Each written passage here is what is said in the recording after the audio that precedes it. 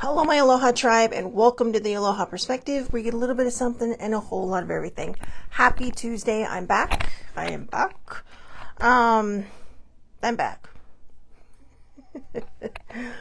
Oh, it's been a week. Not this week, last week. Last week was a week. Yeah, so I took the time off to kind of decompress, gather my thoughts, do all the things I needed to do that I haven't been doing lately. And in the meantime, when I first thought about doing this show, I thought, we sometimes have to advocate, for, um, the parents and all this other stuff. And I mean, not, we know they can talk for themselves, but here's the thing. So I'm trying to figure out how to articulate this and where to start. This isn't going to be a show about, no stats, no nothing. This is kind of a soapbox edition in a way, because, I don't know. I am still a little dumbfounded by the experience of the last few days, probably since probably since Thursday. And I'm just kind of like, it just blows my mind. It blows my mind. So, what we had, so I don't, like I said, I don't know where to start this, because it's just, I feel like I've lost my rhythm too, right? By taking that whole week off, but it felt good. It felt good. I needed to decompress. I needed to take care of myself. My dad ended up in a skilled nursing facility, okay? A post-acute skilled nursing facility. Don't worry, he's okay.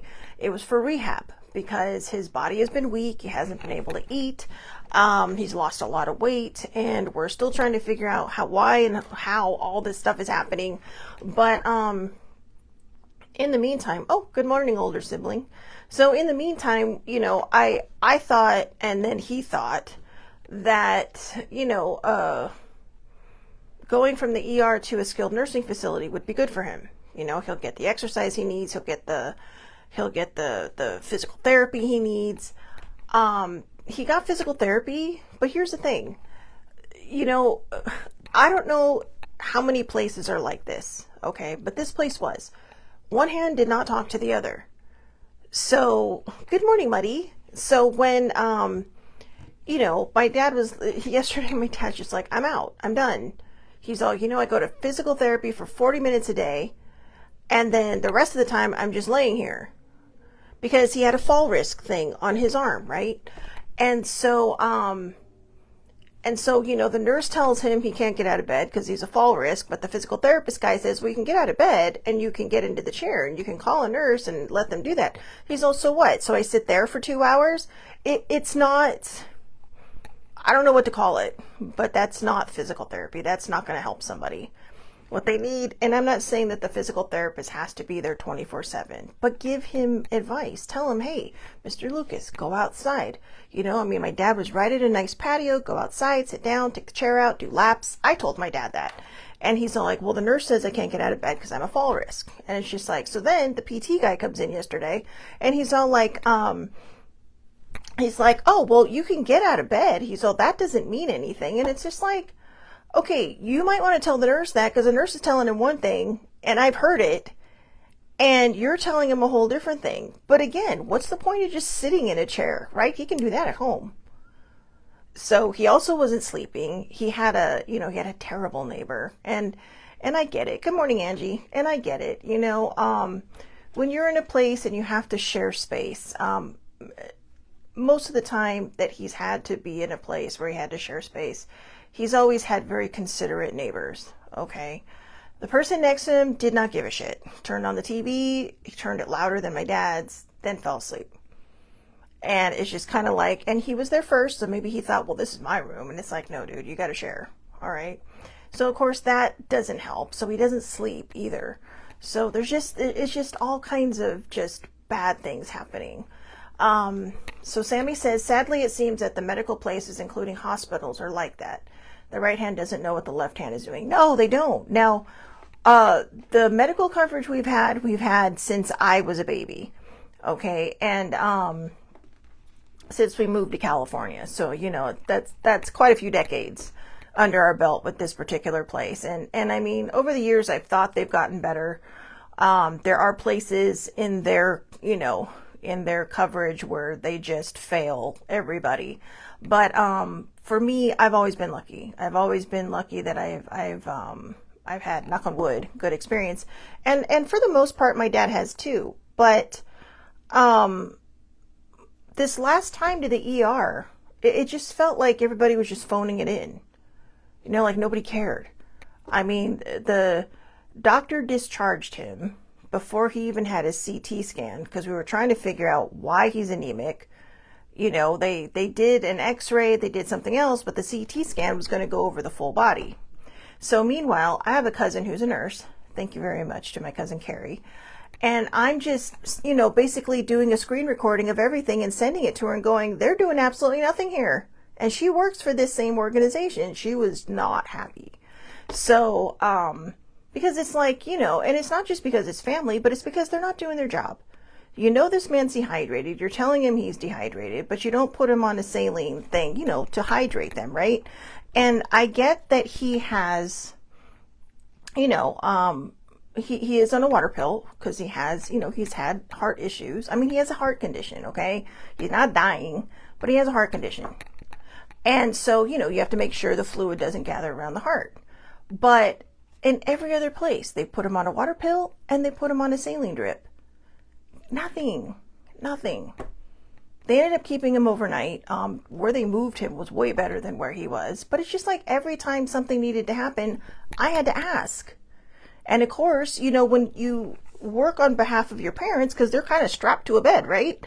They get a little nervous because they're not sure how everybody else is going to treat them after, so you got to kind of do it with delicate hands. And it sucks. So this place that we sent my dad to, he actually picked it because he said it was closer to the house, which his first choice was out.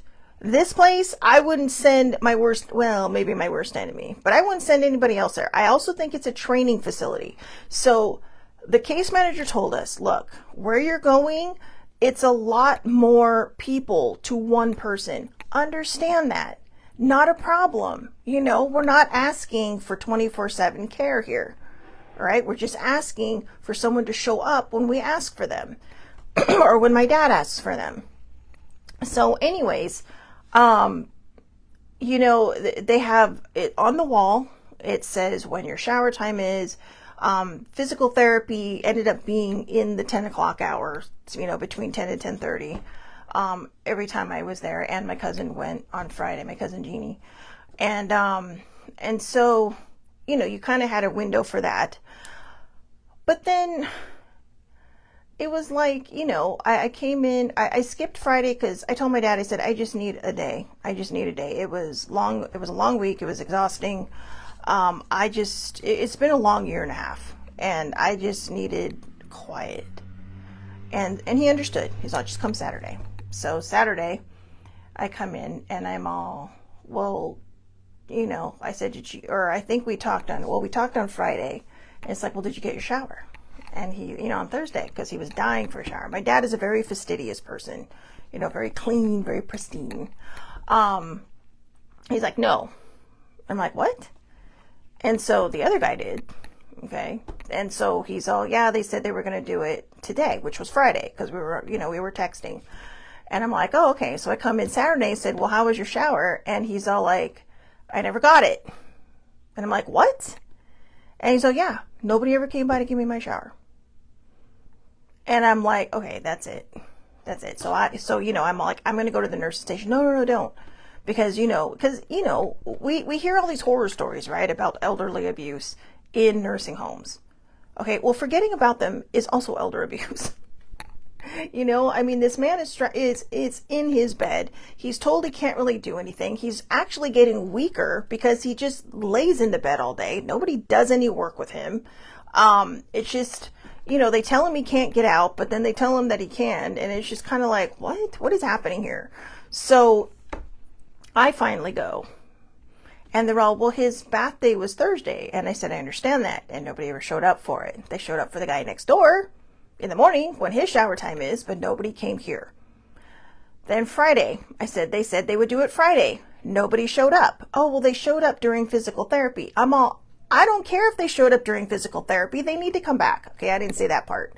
But I was just like, I'm assuming they came during physical therapy. But they're all like, well, that he was supposed to have a shower. I'm like, nobody came. And I said, what do I have to do to get him showered? He really wants a shower. He is dying for a shower. And they're all like, well, usually we have, and they come up with all these excuses. And they said, I shouldn't have to come to the nurse's station to ask for something for him. And they're like, and so they hem-haw. 10 minutes later, some girl comes in and, he gets a shower. But he asked for a head nurse because he had an issue with his heel. And the guy said, oh, well, he came by while you were in physical therapy. And it's like, okay, well, why didn't he ever come back? So the issue with his heel never got handled. They forgot his dinner on, I think it was Saturday. They forgot to feed him. And then they come in later. He says they came in around 7:30. And they're all like, oh, well, didn't you get dinner? And he's like, no. And they're all, would you like a sandwich? He's like, I guess, So they brought him a sandwich. Oh, wow. So Angie said, I'm sorry you went through that. I had many things to say about that place, but was hopeful after 10 years they had changed. Apparently not. Apparently not. I'm being honest. Apparently not. I wouldn't send anybody there. In fact, one of my friends suggested that I call the case manager and tell them that, if that's going to be a choice, make it your last one. But I will say this, I don't know. It seems like if you've had some kind of major injury and you're barely coherent, you get the entire world descended upon you. They would come in and check on his neighbor. They wouldn't come check on my dad. They would come in and bring, the neighbor's food and, oh, well, your dad's is somewhere, or they're all like, the guy's serving it now. He's supposed to go to the dining room. So maybe that guy figured out the trick, right? Don't go to the dining room, get your food delivered on time. But yeah, and even Sammy, that's ridiculous. Someone who is anemic and dehydrated needs to eat. How dare they? But it's like, no kidding, right? Even in the ER, we've never had a bad experience in the ER. And it was just like, I took down names. All right. I don't know if I'm fueled by only child syndrome or if I'm fueled by perimenopause or both. If I'm being driven by hormones, but I was pissed. I was angry. I was mad. Now I know why the older folks fight to stay in their homes while their kids are trying to move them out. My friend, her father fell down, hit his head, whole face, just, bleeding, looks like a mask at some point. Every one of his kids descended upon him to help him. Every single one. Well, when he finally told them. you know how parents are, right? When he finally told them. And, older sibling, when her parents were sick, everything. She did everything. She did, not just because she's an only child, because a lot of only children, they just run the other direction, right? She's like, these are my parents. She took care of her mom. She went up every weekend to help her mom. In very early in the morning, and then, she'd do her laundry, she'd do her shopping, she'd do all these things because her mom couldn't really do it. And then, eventually when Mom Barbara got sicker, or got weaker, Laura moved her in. Laura lived in a 1-bedroom apartment. She gave her mom her room and she stayed on the couch for I don't know how many years. Okay. Yeah, I agree. Angie says elderly folks need advocates always. They do. And I'll tell you why. Okay. My father is just physically weak. All right. The man just needs to get his strength back, but he's of sound mind. But here's the thing.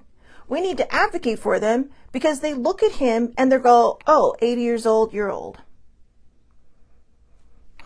And that makes me mad because even in the ER, it's like, I get it. I get it. There are people who are 80 years old, maybe even younger, who, are barely on their last leg. All right. But you can't go in looking at every single old person like a cookie cutter. Okay. They are not cookie cutter people. Each one is an individual. Have a 2-minute conversation with them to gauge where you need to be and how to approach them. Don't come in, oh, hello, Mr. So-and-so, or hello, Miss So-and-so, how are you today? Nobody needs the baby talk. You know, I mean, gauge it, okay? Just gauge it. Go, just, walk in, hello, how are you today? All normal. And if they do need the baby talk, or they do kind of seem like they're out there, or maybe, they're early stages of dementia or Alzheimer's, I get it. But when you have a person who is of sound mind, it just feels condescending. I know it's not intended that way. I get it. And I know that caregivers and people in places like these facilities have to kind of gauge how they're going to treat each person. But this is how places get more popular, because each person is treated like an individual, not like a cluster of eggs in a carton. Okay? The general public in the medical field consider everybody 80 and over dead. I agree. It's terrible. Yeah, it is terrible, Angie. I agree. And I told the physical therapist guy, he's all, well, can you do this? And, Dad was weak. So, of course, he's just like, he had just woken up for a nap. So a little, when he was still in the ER. And the guy's, and I said, yeah. And I said, well, he's just fine mentally. I said, I'm all 3 years ago, this guy, I used to call him the frat boy, my frat boy dad, because he went out, he had happy hour, he went out and had fun, he was more active than I am, and I'm the younger one, right? I said, I'm the one who's like old, but it kills me, because I also think it dampens their spirits. Older sibling and I were talking about a show I was watching that Dad and I binged.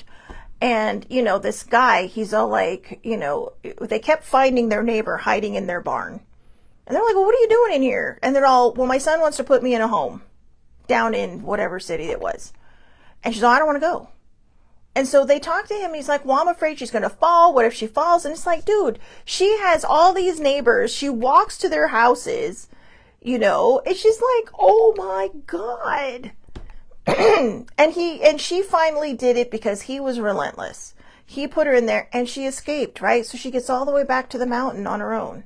And he's worried about her? Come on. She's like, when I'm ready to go, I'll go.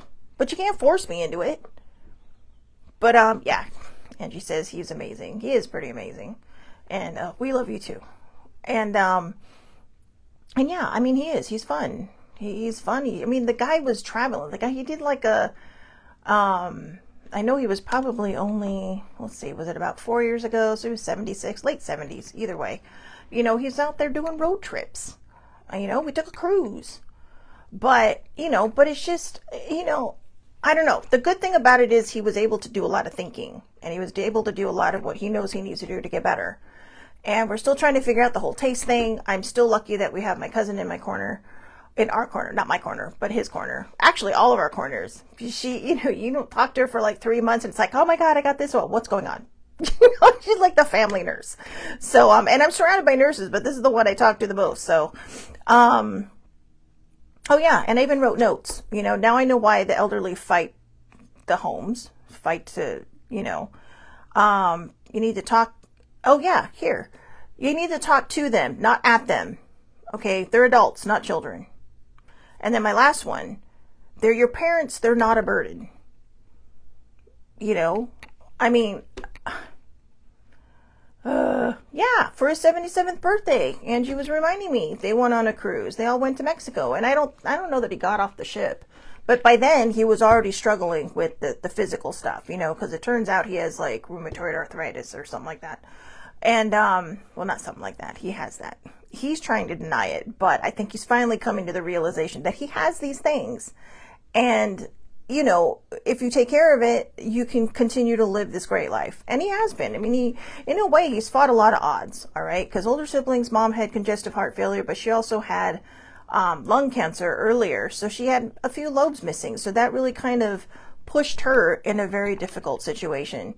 But Dad, it's like, he's had this heart condition forever and he's still plowing away, doing the do. So, sorry, that's my coffee from yesterday. I was so annoyed I didn't finish it. But, I felt bad because I kind of talked him into going to a place because I thought it would help him. I thought it would keep him out of his chair, get him going, get him moving. And it did, like I said, it did give him, I've had a lot of time to think here. And it's like, okay, but he's still my dad. And I care about my dad. If I didn't, I wouldn't have been here for like a year and a half, right? I mean, everybody's all, well, do you still live in Orange County? It's like, yes, I visit home. I don't go home. I visit home. I visit my house. I visit sibling. I visit the kiddies. And then I come back. But we've decided by the end of the summer, I'm going home. Because I also think that my being here is also hindering him in some way. And we've talked about that, because, he's kind of gotten to the point where he's used to someone doing something for him. And that's not good either. And sometimes that's why I do go to Starbucks. Everybody knows now when they call me, are you at Starbucks? It's like, yes, I'm at Starbucks because I'm hoping that while I'm gone, he does stuff for himself. It's not just to get out of the house. It's in the hope that he does things for himself. Because I get it. And I know he's lonely. And it's been hard since my mom died. My mom died 12 years ago this year. And I know it's been hard. I know it gets lonely. Sometimes it gets very quiet at night. And I'm sure that can be difficult. But like I said, he did go out more than I did, and he needs to find that motivation again. But only he can do that. But I know he's ready. I know this time he's ready. He's gotten over all the humps that he's needed to get over. And I think I told him, I said, look, this time, and I don't know, he didn't say anything. And I'm not even sure I'm pretty sure he heard me. But I told him, I said, this time I said, you're able to discharge yourself. Because you came in voluntarily. I said, if you end up here again against your will, they're going to keep you until they think you're better. And I really think he thought about that. So I'm really hoping that he takes the home health care and the physical therapy stuff seriously. I've tried to convince him to go down to the pool. He can't swim, but it's 5 feet deep. All right. But just to do exercises, just to strengthen up the legs and whatnot, even if you go into the hot tub and just do the leg exercises and stuff. But yeah, he's deathly afraid of the pool. So, well, actually, I don't think he is. I just think it's not his thing. But that's what I get. How do you grow up in Hawaii for as long as he did and not learn how to swim? It's like my mom. My mom didn't learn how to swim till she was 15. It's like, how do you do that? But they were both adamant that I learned when I was very, very young. So, that's a good thing. But yeah, I like I said, this is just a soapbox. This is just my soapbox. I just needed to vent because I was so angry at how bad this place was. This is supposed to be a training. I'm guessing it's a training facility because they had, CNAs training all over the place. And, they were talking about how, it's, somebody was talking about, we had a class, an occupational therapy class on Thursday or Saturday that I got roped into because I was sitting there with my dad visiting. And, and it was fine. But the girl said, yeah, it's so weird because, in class they teach us how to do one thing, but here they do everything so differently. But that's just it. This is your job, okay? And what I wanted to say is this is how you learn to adjust and do what's best for the patient. But not my place, because I'm not a teacher. I'm just a person that sees these things. Not my first time at a nursing home. Not my first time at a place where people are not getting the care they deserved. Older sibling and I think we talked about this before, when her stepmother was in I think it was direct observational unit, because she was dying. And we didn't want to admit it. We thought if we could have gotten her better care faster, she may have had a chance. But this place just looked at her, said, you're old. She was over 80. Actually, I think she was 80. No, she was 88. They looked, and this was also a vibrant woman. Her thing she just stood up too fast, lost her balance, and hit her head. And that was it. That was it. Other than that, she's still spry as a chicken. But yeah, Angie says training. I know. And I think that's what was so hard is that, this is a training facility and you got to be better. You got to train them better. You're going to send these kids off into a career and, they're going to be like, what? And I mean, to be a nurse, to be in the medical field, you got to choose this. To be a physical therapist, you got to choose this. The physical therapy guy was arguing with my dad. I ended up talking to him later. He's like, well, I just want the best for him. And it's like, I know. But it's like, you also are the physical therapist. You can't argue back with him. This is the patient. And I get my dad could be a little hard to deal with. because he's frustrated. He falls very gently into the category of hurt people, but he's not hurt. He's frustrated because he wants to get better. But, nobody has any answers for him. Even with the visit to the ER, nobody had any answers for him. So I told my cousin, I said, look, he hasn't been able to eat because he can't taste anything. And unfortunately for him, because I told him, I said, look, you got to learn. I said, right now you are in a live to eat phase where, you want to taste it because you like it. But I said, you need to be in the eat to live phase to get back to the live to eat phase. So those are two different things. Some people eat to live. Some people live to eat. And eat to live means, oh yeah, I forgot I know people that have had to be reminded to eat because they're just kind of like, oh, that's right. I got to stay alive, so I got to eat. And then there's people like me who just love food. Okay. It's not a good thing sometimes when you're an emotional eater, a recovering emotional eater, but still an emotional eater nonetheless. Definitely fell off the wagon last week. But, seriously. But yeah, I told him, I said, you've got to figure out how this works, so, he'll eat the soup and he'll eat the broths and all that stuff. And, but he needs food. Okay. He needs actual food. He cannot live on Ensure for the rest of his life. But, cause he's lost a lot of weight too. So he does have an appointment to go over his meds and all this. And I hope he doesn't see this because he'd be like, why are you spreading my stuff all over? And it's like, I feel bad because I did not ask him. All right. But I had to live this. So it's kind of my story too. But I'm sharing this because, if you had a shitty parent, I'm not going to tell you what to do. All right. I can't tell you what to do if you had a shitty parent, and, that's for you to deal with, stick them in a home and, show them, hey, you know what, this is what you get.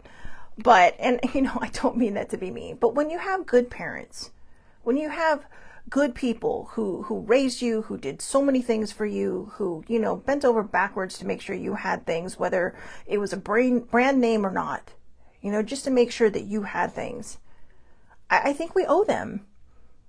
Our parents don't raise us so that we'll turn around and take care of them. Maybe some do. Maybe some parents do. But my parents raised me to be very independent. At 23, I moved to an entirely different county. Didn't move to another country or another state, but I moved to a different county. And granted, it was only the one next door. But I kept getting farther and farther north. My mom's all, if you keep moving, you're going to end up in LA. And I'm like, that's the goal. But whatever. But no, and my cousins would be like, wow, I can't believe you moved away. And they'd always be like, are you going to move back? They're still like that. It's like, did you move back? No. I still have a home and I still have a cat, and I have a sibling and I have another cat. So, I love my life there. Yes, I would love to move to England. That's my dream. Okay. There's my soul belongs there, but I do have a life. But I realize now that, wherever we choose to go, that's where we make our home. But right now I'm here. And right now I'm here in my old room from childhood because my dad needs me. And, I'm getting I told him yesterday, it's like, you can't constantly talk to people the way you do because like I said, I get it. You're angry. I've been there. I've done that. But here's the thing. Here's the other thing that rolled through my mind. I'm an only child and I have no kids. So for those of you who are like me, we have to learn to use our voice, but we have to learn to use our voice in a manner that doesn't seem in your face. When I asked them about my dad stuff, I didn't come in, I didn't blow in like a tornado. Okay, I wanted to. I really wanted to blow in like a tornado and just be like, like the little Tasmanian devil. But I just said, when they kept giving me excuses, I could feel like just this ire burning. And I said, look, I shouldn't have to come to this desk to make sure he gets stuff done. I said, I know that you're just, that you just sit here. And one of the guys did come in, but it's like, and I don't know if they're the ones that are in charge of the students or what, but it's like, here's the thing. If they showed up while he was at therapy, come back. Okay, don't just show up once and the guy's gone and then you don't show up again. I get that these places are busy. Okay, I do. I get it. There's a lot of people running around. You got a lot of people to basically look after because there are a lot of people there who are mentally not there. You know, I saw young people there who I know are there because their families probably just can't take care of them. Or maybe they had some kind of, head injury. And there's some people there that are there rehabbing, and they're younger and they're just kind of like, okay, I'm dealing with this the best that I can, blah, blah, blah. And there's some people there that are permanent residents. So I'm not under the illusion that they don't have people to take care of. I'm not under the illusion that they needed to parade around my dad, constantly serving his every whim. He doesn't have very many. I told them, I said, look, when my dad finally asks for somebody, I said, that means he actually needs somebody. Because I said, he's very stubborn and will try to do everything himself. And he does. That's how he is. He tries to do everything himself. So, I think we have to learn how to advocate for ourselves. But for these kinds of places, I also think they need to be better. Even yesterday when we were trying to get him discharged, they completely forgot about him again. Again. Finally, I wheeled him to the front and we asked for the case manager for his particular insurance, and they're like, oh, well, blah, blah, blah. And I'm all, oh. And they're all, well, didn't they bring you the papers? We're like, no. Didn't they tell you had to go to the nurse's station? No. It's like, all she told us was, well, they'll bring you your papers in a little bit. And we waited for an hour. So finally so she told me wheel him back. And I did. And then, of course they were finishing up with something else. But it's just like, seriously, how many times can you forget this man? He's 6'1", for God's sakes.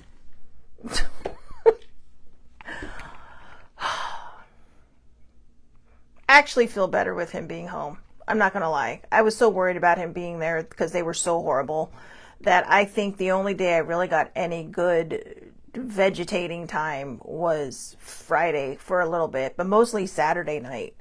Saturday night, I just zoned out. I watched movies. I emotionally ate.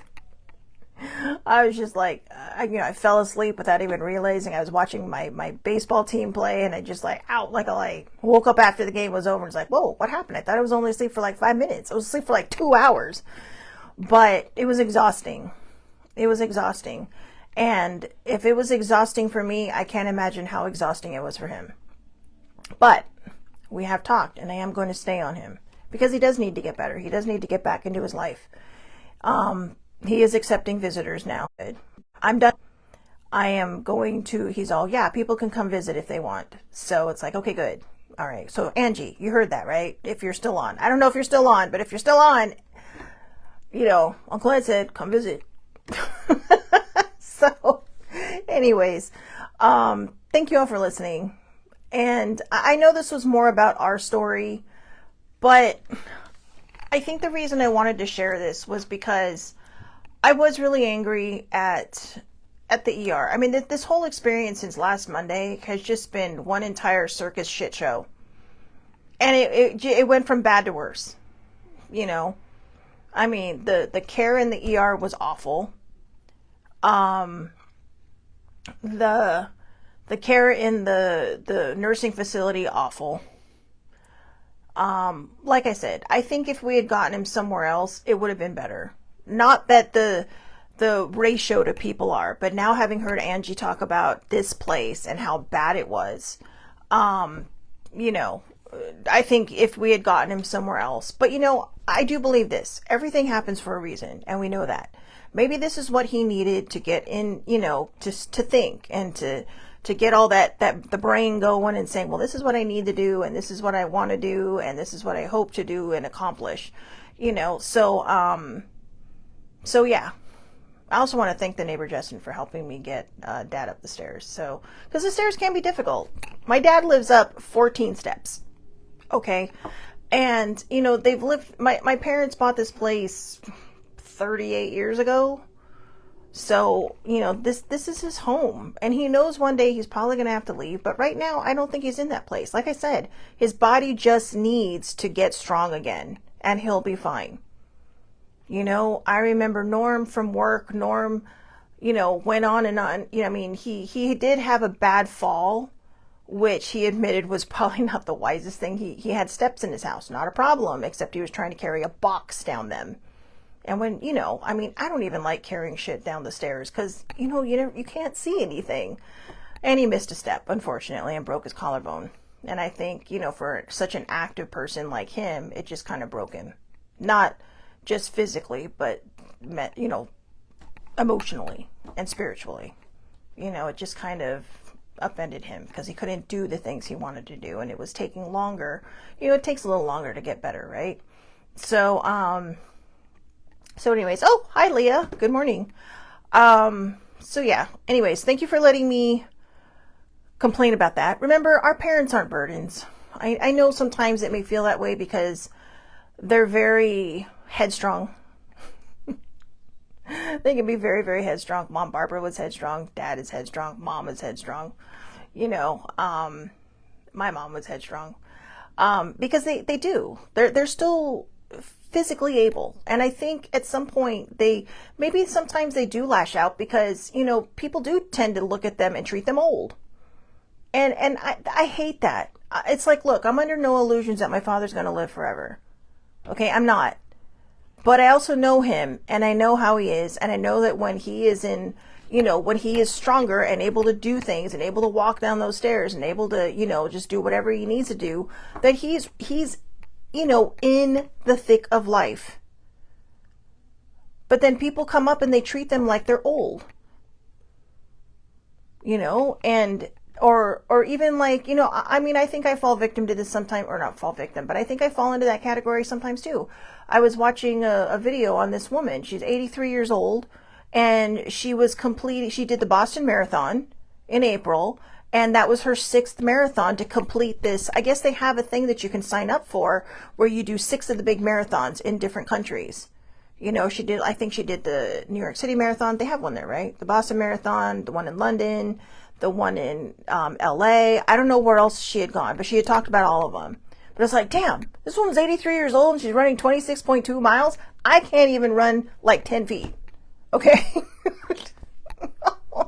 Whatever. Okay, maybe I can run 10 feet, but I mean, the point is like, damn, and unless if she didn't say if she didn't say her age, nobody would have known. Right? But I love that she did because she's sitting there indirectly advocating for people out there saying, hey, you know what? Just because you're this age doesn't mean that you're old. No. I used to always say when I was growing up, you're old when you die or you're old when you stop living. There are some people that throw in the towel and just, whatever. Yeah. So Papa is what was his name, Laura? Papa was an actor. I think he became a character actor in his late 50s, early 60s. He acted literally until like the year he died. Actually, he probably acted up to the day he died, but he was in a lot of different things. Burt Mustin. Is that it? Burt Mustin? Did I get it right? I think I got it right. But Laura knew him. Laura knew Burt. And you'll see him in a lot of older TV shows, kind of tall, lanky, just kind of, he's the one that gets the fun one-liners. But yeah, I did get it right. Burt Mustin. He literally did 3 miles. He ran 3 miles every day. He ran 3 miles the day he died.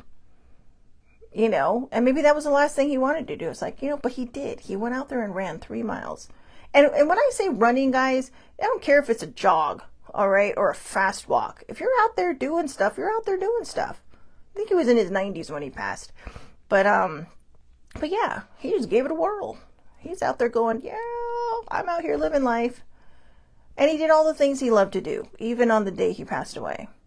But there were definitely probably no regrets in that life. So, he had a complete other life. He was 93, older sibling said. So yeah, he had a complete other life. And then when he retired, he had a new complete life. He's like, yeah, I'm going to go into acting. I want to be an actor. Good for him. which also goes to show you're never too old to do anything, right? So we live in a different era now. Okay, this is the 21st century. I would say that even in the 20th century, the latter half of the 20th century, we've had we've had adults living longer. And I'm not even sure if it's so much because they're taking care of themselves or just because they're not out there plowing the back 40 or the lower 40, right? They're they go to the office, they do their thing. And like I said, there are some people that just, kind of just exist in their life. Kind of like little bee drones, right? They just exist in their life. They do what they're supposed to do. They keep their head down and then poof, they're out. But then the majority of people, I do believe, are the people that are just kind of like, yeah, I'm here. I want to live. I'm doing my life and I'm doing it on my terms. So when you have older parents and they want to live life on their terms and they are of sound mind, just let them do what they want to do. We can't hold on to them and put them in plastic bubbles. And I'm saying that because, boy, I would love to. I lost my mom in my early 40s. I told my dad, I said, look, I ain't ready to lose you yet. I know it's not up to me. And he says, well, it's not up to you. It's like, no, I know it's not up to me, but as long as I can say it, I'm going to. None of us want to lose our parents. It's hard. It is very difficult. It's rough. Older siblings done it 4 times. Her grandmother, who was like a second parent to her growing up because her parents were musicians, then her mom, then her stepmom, then her dad, and I was there for 3 out of 4. So I didn't know her with the very first one, but I was there for 3 out of 4. And it does hit you different, especially when you're close to them. But it hits you different when you're the child, because then all of a sudden it's like, whoa, I'm out of parents.